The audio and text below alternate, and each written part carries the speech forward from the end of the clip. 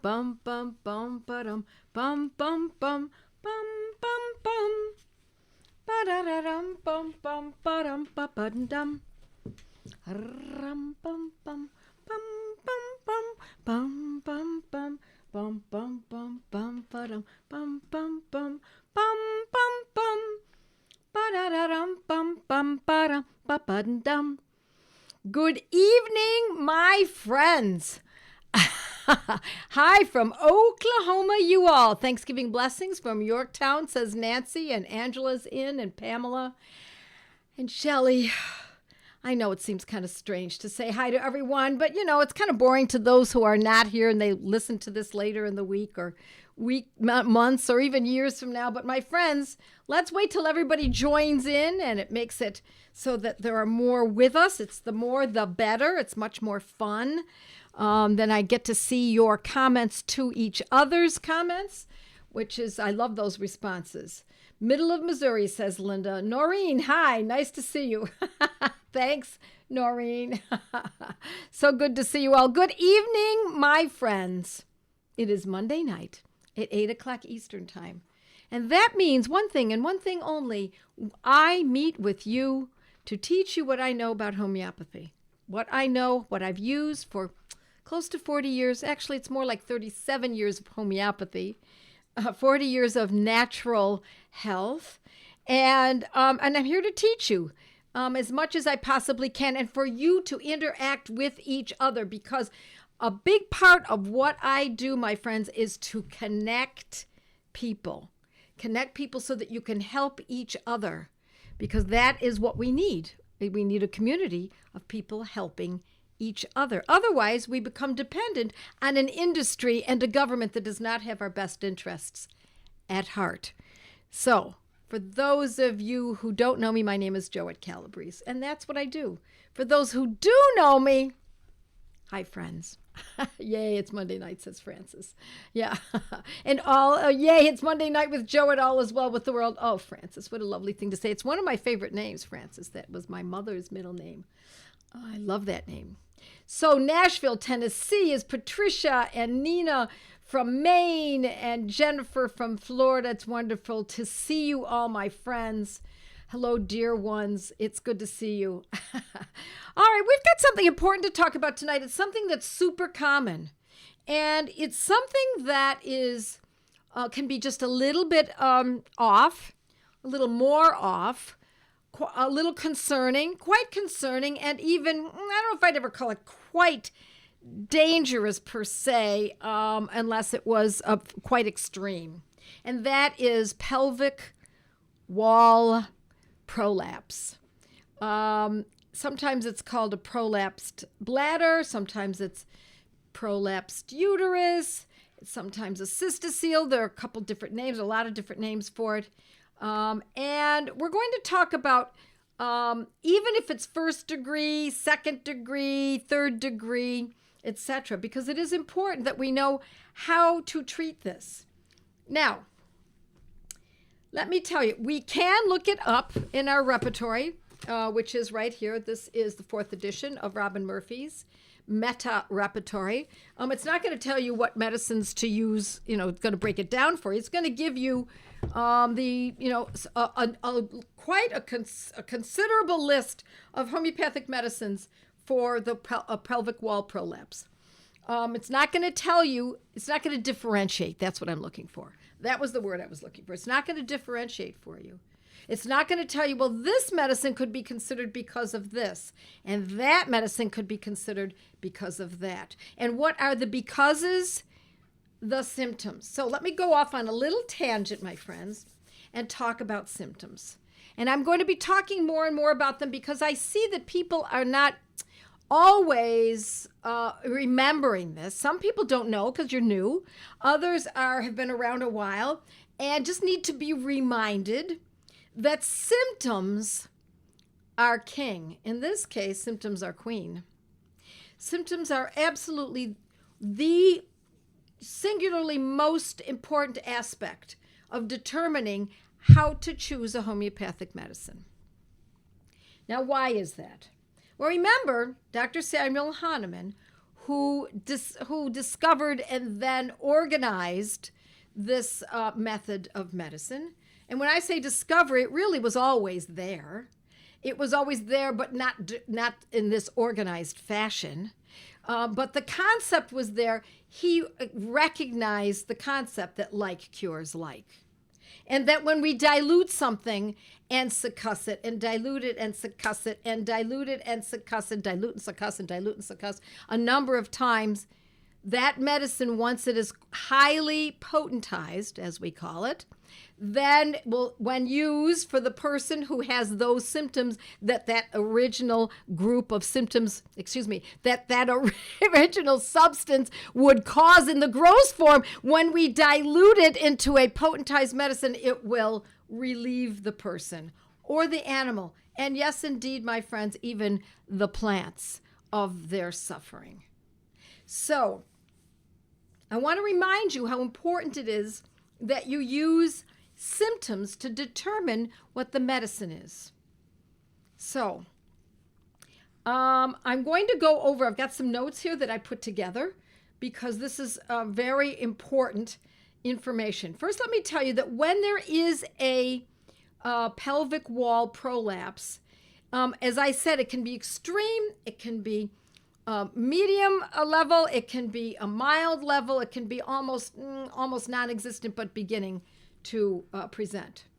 Usually shows up in women in menopausal years, can show up earlier than that, especially if the woman has had a number of babies. That can show up in that regard as a result, or around that, maybe not as a result, but around that. And so the sensations are like a heaviness sometimes in many women. There can be a back pain. There can be a sense of a ball or something abnormal protruding from the area. There can be a dragging feeling, a heavy feeling. There can be painful urination. There can be even bowel incontinence. And there can be pain in the whole area, all the pelvic area, etc. What most people are told to do, most women are told to do, is to do Kegel exercises. Well, yeah, yes. I mean, okay. But we want to go further than that. We want to get the problem that is generally hormonal or architectural to be resolved enough that she won't need to do Kegels, or the Kegels that she does plan on doing are more effective. Okay. Also, I'm going to say that diet, as almost most conditions, diet is important. And so what I'm saying by that is we want real food, organic food, purchased directly from farmers if at all possible. We want high quality dairy, raw dairy, etc. So I'm not going to go too deeply into foods because we want to get right into the homeopathic medicines that we will consider for pelvic wall prolapse. Now, the first medicine that we're going to talk about that is the most commonly used, that is the most noted for this condition, is the medicine, and I know most of you who have taken my courses, especially feminopathy, will know, is sepia. S-E-P-I-A, sepia. Sepia is a great medicine for hormonal issues, particularly worse after having babies or a baby. The more babies the woman has, she finds that through the years, more and more of a prolapse becomes pronounced. So in sepia, there's a whole picture. And so I would not just choose sepia because there's a prolapsed uterus or pelvic wall. I would not just jump on that. I want it to fit on more than one level. So it can be the person can be often irritable. The woman, not the person, the woman can be irritable. She might be subjected to headaches. She might have a lot of hormonal issues, feeling overwhelmed by her family, the duties of her family that she must tend to. She might have completely lost libido or finds herself resentful of having relations. And so it's a bearing down sensation to help us determine whether or not it's sepia. There can be an irregular menses. There can be dysmenorrhea or amenorrhea. And she can be feel much better if she can just sit with her legs crossed. That is sepia. Now, let me tell you, I like sepia in a 6 and I like sepia in a 200C. So it's a great medicine for when a woman has had a significant hormonal shift, such as I said, having a baby. Here was my scarf is falling apart here. It's coming out. From having a baby, maybe having several babies. It also can come as a result, I might add, from being tinkered with from drugs drugs that she's been told are natural, such as bioidentical hormones. They are not natural, my friends. If they were natural hormones, that would mean they'd come from another woman.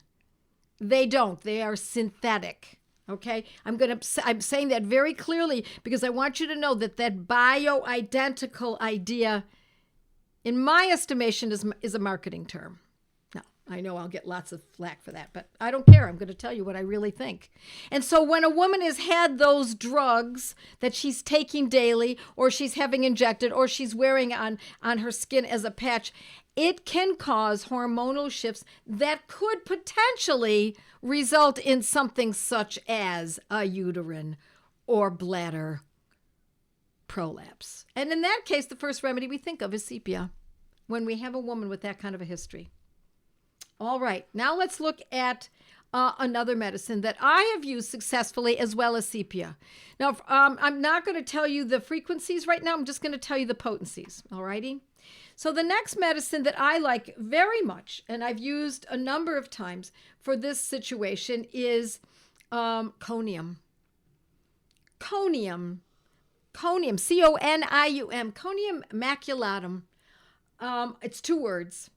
And that is for older women. And it's also has a bearing down sensation.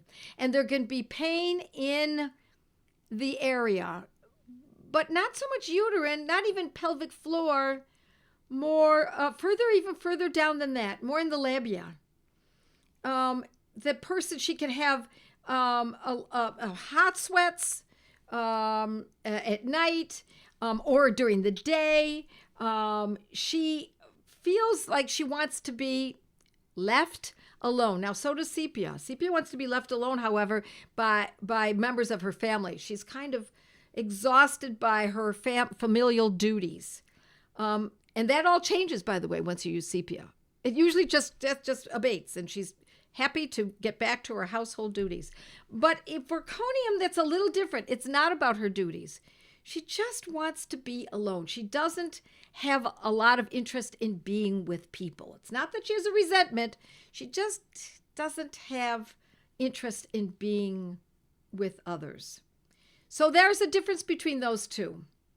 So I'll go back and go over the potencies and the frequencies in a little while. But right now I want to go to the next medicine that I find is also very important. These top 3 remedies are the ones that I've used the most frequently. The next one that I'm going to talk to you about is Lilium tigrum or tigrinum. Lilium, L-I-L-I-U-M, tigrinum, T-I-G-R-I-N-U-M. Now, this one has the ligaments are that is what's going on. The ligaments are letting go. And why are the ligaments relaxing? Because of the hormonal shift. So in both sepia and in conium, it is pretty clear that it is a screaming hormonal issue. And it also, to be honest, is for Lilium tigrum. And so there's also, as I said, a bearing down sensation. But this person who has this concern, it feels like she's doesn't want to move. She feels as though if she moves, that she feels as though everything will drop out, that her uterus will drop out. Now, is that so that will happen? It's possible, but there is a very strong sensation in her experiencing this. She has a lot of she has frequent urination, frequent defecation. So what we're seeing here is that everything is pushing against everything else. And that it's not only a lot, it can even be when someone needs Lilium, it can be that it's constant. There's a constant sensation as though urine and feces must constantly be emitted. The person can be depressed, and menses can be difficult. It can be not enough menses. It's what would I say? It's less than adequate. It can be also there can be an odor to it, and but in this person there's a sexual desire that is missing in sepia. Sepia's lost that interest, whereas Lilium has that desire. But in Lilium, there's a lot of anxiety too. So you see where I'm going with this. We have these physical symptoms. We already know that there is a prolapse. There's a heaviness. There's a feeling as though the uterus or the bladder may fall out completely. That there is a constant need to release the bowels and the bladder. But there's also an emotional or psychological component. Now, not all remedies are like that. And not all conditions need to include psychological. But because this is such a female hormonal consideration, we associate female hormones with emotions. It just is the way we are made. It's the cloth from which we're cut. So those are the top 3 medicines. Now I'm going to go back and tell you what potencies I would most consider using. Let's go back to sepia. As I said, sepia can often suffer from headaches. And if there are headaches, then I'm going to automatically, in addition to this prolapse, I'm going to go directly to sepia 200C. And I'm not going to use sepia 200C for every single little day of a headache, but rather twice a week, let's say Monday and Wednesday or Thursday, or the other way to do it is once a week. Now, this is a hard thing for most people to accept, because if they're suffering, they think, well, I want to do it more frequently. If once every 3 days is good, why isn't once every day even better? It's not the way it works. There is a rhythm to these medicines in relationship to the condition and the symptoms. And if we disregard the rhythm, we can cause confusion in the case. So, sepia 200 every 3 days or every 7 days. So that's sepia. Let's go to the next one, conium. I actually like conium in a couple of different potencies, but I'm going to suggest more often I like conium maculatum in a 6. 6X or 6C. Same thing with sepia, X or C. More often it's C, but many people, depending on where you are in the world, can't get C's. So I'm going to say X is our second choice, but C is our first choice. I'm going to say sepia in a sepia in a 200C and conium in a 6X. So conium also, let me just go back and add this. Conium is a great medicine for women who have not had children or who are not married. So are not having sexual relations, not having children, and it's over later in life. more often. Sepia can happen, though, after the birth of a baby, even in a 35-year-old. Sepia can be needed, at that time. All right. And then the last one we talked about was Lilium. And what I like about Lilium is that we can use that in a 30 or 200. I most often use it in a 200. And I do it in the same way as sepia, generally every 3 days, twice a week. And now let me get to your questions tonight. Oh, look at how time it is. Oh my gosh, it goes by so quickly. Yes. Oh, I love that you're helping each other. My daughter got this after her 5th baby. Yeah, that's when it happens. And so after babies, it's most likely, not always, but most likely going to be closer to sepia. But it doesn't mean that if sepia doesn't act, we don't say, oh, well, that's the end of that. No, you go to the next medicine. And I urge you to, if this is of importance, my friends, I urge you to go to Joette's Learning Center and look at the courses that I offer. Feminopathy is where you will find this particular one. Let me also say, my friends, if you are enjoying this tonight or you find value in this, I'm going to ask you to please subscribe and share and like, because it does make a difference. It really helps us get this word out.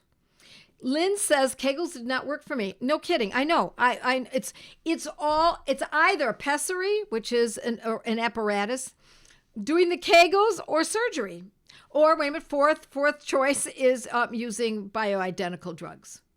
So, and this is so different. We can use these homeopathic medicines that cost, tops $12 for a bottle, and use them without any side effects or any concerns. So, all right, let's see. What page? You're sharing the page numbers, which is great. Diane from Country Cupboard in East Aurora, come on. You guys, that's one of my favorite stores. I have not been to your wonderful little place in years. Please say hi to everyone for me at the Country Cupboard in East Aurora. Very darling health food store, been around forever, and I'm sure now you've probably got that deli really going. All right, let's see what else we've got. Kegels, yes. Yeah, I understand. I know. Let's see. Yep. Well, you're helping each other, so that's great. Frequency for conium, twice daily. I would use it if you're going to use it in a 6X or 6C. I would use it twice daily. So how long? I love this question, April in Kentucky. How long would you expect this condition to take to resolve? Well, when I teach case management in my courses, such as in feminopathy, so if you really want to know the full depth and breadth of it, that's where to go. But let me give you what I can tonight. I normally suggest that we use, especially when it's a female condition, because we have a 28-day cycle, that we see at least 2 28-day cycles pass. So that's about 2 months, wouldn't you say? And if you see that there's improvement, but it's not done, what do? We carry on. We keep going. And then we follow and observe another 2 28-day cycles. What happens if, however, the woman is worse? Over the next several days, she's much worse. She's much more, maybe there's breakthrough bleeding, or she's very fatigued. If there's a little something, she's a little worse, maybe a little of the bowels are a little different, or the bladder's a little different, but considerably worse, not dangerously worse, but considerably worse, then I would, if you can push through it for a little while, it would only probably last a day or so. Rarely do we see a great aggravation using this method of repetition. It's pretty rare. But if the person stays worse, if she stays worse, then, my friends, it is time to reconsider and shift the medicine to where she is now. So what happens if the woman is postmenopausal and no cycles? Yeah, doesn't mean you can't use this. You're going to still, I'm giving you what happens when it's a woman who is still menstruating, going through menopause, and coming out on the other side is still the same. The only difference is there's no menses, right? There are no pregnancies. So you're still going to consider these medicines. Now, I am giving you a thumbnail sketch, my friends. I want you to always understand that that's what I do here. I give you a thumbnail sketch. I'm not going to tell you exactly what you need to be doing. Instead, I'm giving you a little taste so that you can go to a Materia Medica. You can either use my Materia Medica if you already own it, or if you don't, you can go to Joette's Learning Center. Read more about these medicines so that you can differentiate in your specific situation. Or you can go online and read Materia Medicas for free. Dr. Boricke, Boericke. I talk about these Materia Medicas almost every week. They're free online. Dr. James Tyler Kent, Dr. Fatak, Phatak. And those are, then you read up, is it sepia or is it lilium? Is it conium? Should I consider conium or should I consider sepia? The way you're going to really make your best determination, my friends, is to read those medicines. Now you're going to read the medicine with your case or the case you're looking at in mind. You're going to be myopic about it. And when you finish reading the Materia Medica, the description of the medicine, and see how it fits this woman, I ask you to read it again. I ask you to read it again. Don't make short work of this, my friends. If you really want to make these medicines work properly, I urge you to read it, sleep on it. Next day, read it again. Now does it seem to fit, or were you caught up in the excitement that it might be exactly the right thing, and perhaps you needed to read a little bit further? My sister, says Nancy, had total prolapse of all organs and had surgery, which hasn't worked. Can we start homeopathy? You bet. You can start homeopathy at any time. Whether the woman is using bioidentical hormones or not. Whether she's had children or she has not. Whether she has had surgery or not. Absolutely. There we go. Oh, thank you for putting the Learning Center up there for me. Let's see what other questions we have.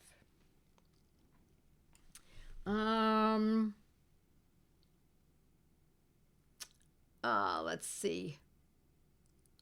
Yes, that's right, Mindy. Free Materia Medica from many of the early masters. Can this condition resolve completely with homeopathy? I have seen it resolve completely with homeopathy. And then I've also seen it not resolve completely. And then I've seen it not work at all. But more often than not, we see something beneficial. Yes, we do. And I've seen it, as I said, I've seen it take it all the way. That's true of all conditions, my friends. All conditions are like that. So that question is asked on a regular basis. Will homeopathy take care of diaper rash? Can homeopathy resolve eczema? Can homeopathy resolve depression? Yes. In every case, no. So we can see that it can work grandly and completely cure whatever the condition is. We can see that it helps a good amount, but not completely cure.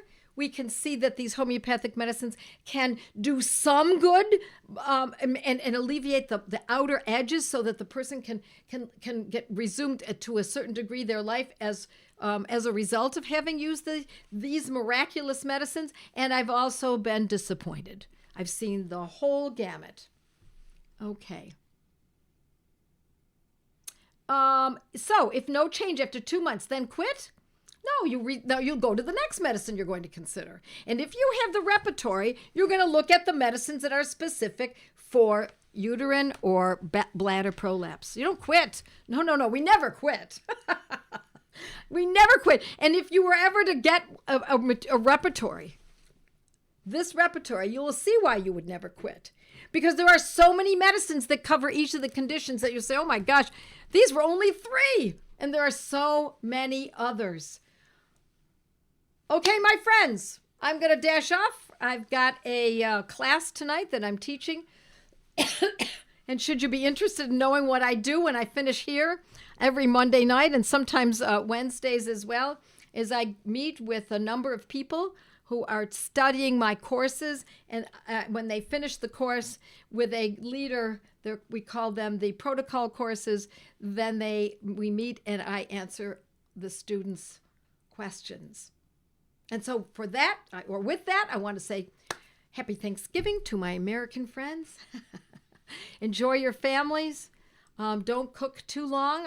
Today I did a lot of cooking. I'm exhausted. And I will see you next week. Happy Thanksgiving. Bye now.